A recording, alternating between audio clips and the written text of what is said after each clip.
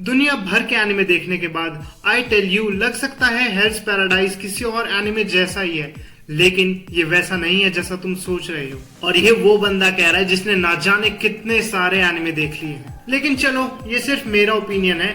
आज बात करते हैं हेल्स पैराडाइज के बारे में। सो इस एनिमे का पहला कॉम्प्लीमेंट ये है कि ये जहां तक मैंने देखा है, ये बाकी शोनन से कुछ ना कुछ डिफरेंट रखता है। So if you are a beginner तो तुम्हें ये एनिमे जरूर देखना चाहिए, लेकिन हाँ, थोड़ा सा संभल कर देखना, हो सकता है तुम्हारी सुताई हो जाए। If you know what I mean. इस एनिमे की स्टोरी एक पुराने एरा पर सेट है, जहां पर हम हमारे मेन कैरेक्टर गाबीमारू को देखते हैं, एक इमोशनलेस निंजा असैसिन, जिसे डेथ रो पर होते हुए एक मौका मिलता है कि वो एक आइलैंड पर जाए और वहां से एलिक्सर ऑफ लाइफ, या फिर तुम उसे अमृत भी बोल सकते हो, उसे लेकर आए। बदले में उसकी ये सजा माफ कर दी जाएगी और वो अपनी वाइफ के पास रियूनाइट हो सकता है। तो हेल्स पैराडाइज का सीजन नंबर 1 1 अप्रैल 2023 को आया था, जिसमें टोटल 13 एपिसोड्स रिलीज हुए थे, जिसमें इसके मांगा के 2 आर्क्स कवर कर लिए जाते हैं।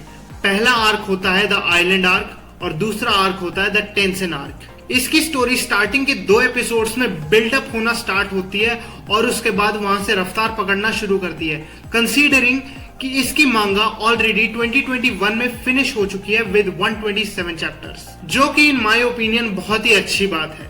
चलिए तो अब बात करते हैं इसके कैरेक्टर्स के बारे में, जो इस सीरीज का one of the unique point है। किसी और शोनन एनिमे के कंपेयर में यहाँ पर कैरेक्टर्स की उम्र कम होने के बावजूद वो बहुत ज्यादा मैच्योर है। इसके अलावा सीरीज के राइटर ने किसी भी कैरेक्टर को मारने में परहेज नहीं किया है। अगर उस कैरेक्टर की डेथ से हमें एक मीनिंगफुल इम्पैक्ट मिलता है तो राइटर उसे तभी उड़ा देता है, जिससे हमें भी स्टोरी के इमोशन का हाई वेट और उसकी स्टेक्स की हाईनेस का पता चलता है। तो अगर कोई कैरेक्टर अच्छा लगता है और थोड़ी देर में उसकी लंका लग जाती है तो भाई मुझे मत बोलना।